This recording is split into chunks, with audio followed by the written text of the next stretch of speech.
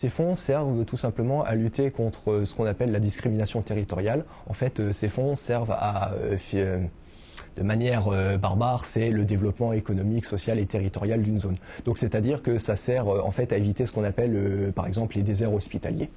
Donc ces fonds interviennent de manière très pratique, soit en finançant la construction d'infrastructures publiques, soit en finançant la rénovation de bâtiments. Donc notamment dans le cadre des déserts hospitaliers, les FEDER vont intervenir en finançant des hôpitaux par exemple.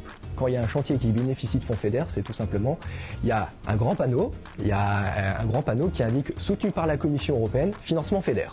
Donc il suffit qu'on se balade un peu en France et donc ces panneaux sont très visibles. Ça peut être économie, culture, ça peut être surtout aussi environnement. Là, on a un autre fonds qui intervient qui s'appelle le FEADER.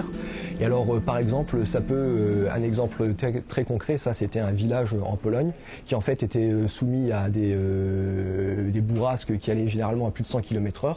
Il y avait une zone qui avait été complètement polluée via une centrale chimique et en fait tout simplement via l'action du FEDER et du FEADER, ils ont dépollué la zone ils ont dépollué la zone et ils l'ont reforesté. C'est un investissement sur le long terme. On ne vise pas je veux dire quelque chose qui va donner de la croissance économique tout de suite.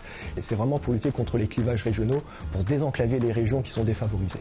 Là, donc c'est un travail qui se fait sur le long terme. Ça vise pas particulièrement en fait l'Île-de-France parce que tout simplement l'Île-de-France est une zone qui est suffisamment développée. Mais par exemple c'est tout ce qui est les régions qui en fait soit ont une géographie qui est particulièrement défavorable ou soit par exemple une région par exemple comme la Champagne-Ardenne, là effectivement en fait des régions qui sont dans la nécessité et qui ont besoin, qui se trouvent en fait dans des situations locales ont effectivement besoin de fonds FEDER et là le FEDER va davantage intervenir. L'Île-de-France, ça fait partie de ce qu'on appelle, dans la classification européenne, on appelle ce qu'on appelle les NUTS.